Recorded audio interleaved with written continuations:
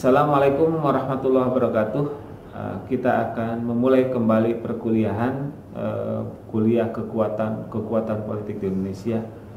Insya Allah sekarang kita akan membahas kekuatan politik pada tahun 1955 pada pemilu pertama di Indonesia. Kalau kita melihat dan mengkaji hasil penelitian dari Hebat Fight, ini ada 5 aliran yang tidak bisa dihindari dari kekuatan politik di Indonesia. Yang pertama adalah tradisionalisme Jawa, kemudian yang kedua adalah sosialisme demokrasi. Nah, ini ada partai sosialis di Indonesia. Kemudian yang ketiga ada nasionalisme. Nah, ini ada Partai Nasional, Partai Nasional Indonesia kalau dulu tahun 1955 ini. Kemudian ada PKI, ada komunis, di situ ada PKI, dan yang kelima ada Islam. Di dalam Islam itu ada 2 yang menjadi kekuatan besar, yaitu adalah Masyumi dan NU. Nah, kita mulai dari perkuliahan ini dari kekuatan politik pada pemilu 1955 ini. Ini adalah sejarah pemilihan umum yang pertama. Kenapa demikian? Pemilu ini adalah merupakan bagian daripada sistem demokrasi yang diterapkan di Indonesia. Sarana demokrasi ini adalah membentuk sistem kekuasaan negara yang berkedaulatan dan membentuk permusyawaratan perwakilan. Kekuasaan ini juga lahir dengan pemilu. Pemilu adalah sebagai kekuasaan yang lahir daripada kehendak rakyat.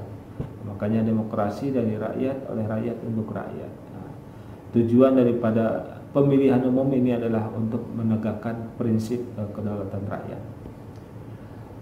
Penyelenggaraan pemilihan umum tahun 1955 ini dimaksudkan untuk memperjuangkan Republik Indonesia agar mendapat pengakuan dan dihormati oleh negara-negara di dunia.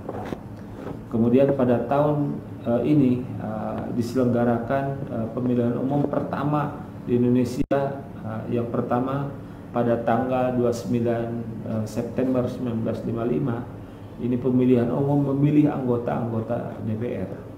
Kemudian yang kedua pada tanggal 15 Desember 1955 pemilihan umum untuk memilih anggota konstituante Dewan Pembuat Undang-Undang Dasar. Pemilihan umum pertama ini diselenggarakan 29 September 1955, diikuti sekitar 172 peserta pemilu yang telah memetakan untuk pertama kalinya merupakan kekuatan partai politik dominan ini. Nah, terjadi di berbagai wilayah Indonesia. Pada pemilu ini dilaksanakan 15 daerah pemilihan atau dapil yang sekarang kita kenal ya, dan dulu juga dapil. Ini menunjukkan cukup berimbangnya kekuatan partai-partai politik berbasis massa nasionalis dan komunis dengan partai-partai berakar massa Islam. Sekitar 43,71% pemilih ini memberikan suaranya untuk Masyumi dan NU. Itu di situ ada pergerakan Tarbiyah Islamiyah juga PRT, dan juga ada Partai Syarikat Islam Indonesia atau PSII, dan beberapa partai kecil Islam lainnya. Sebaliknya 46,86%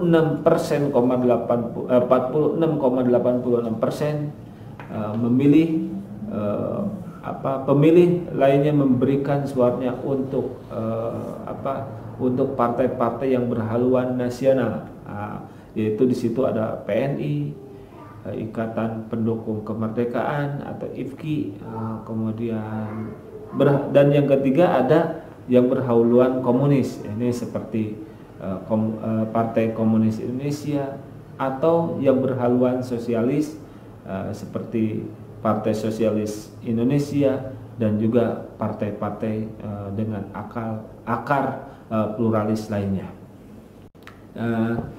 Kita lihat hasil pemilihan umum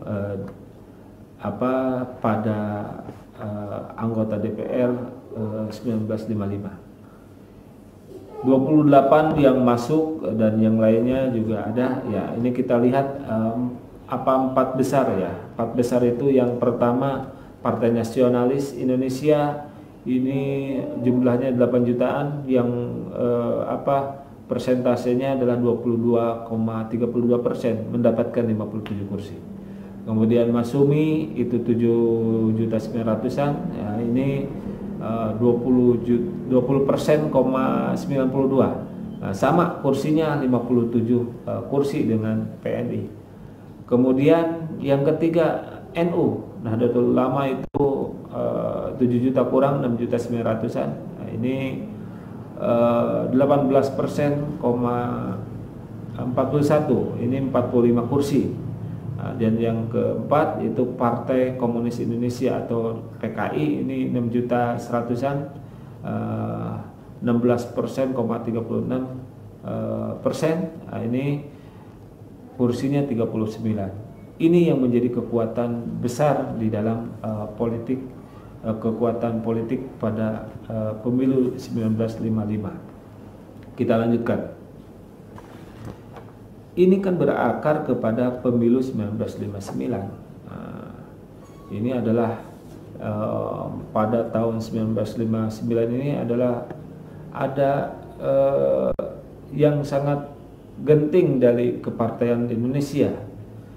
Setelah kebebasan yang diperlihatkan 4 tahun sebelumnya, ini Presiden Soekarno mengeluarkan dekret presiden ya, dan mengeluarkan PNPS ya nomor 7 tahun 1959 yang membatasi gerak partai.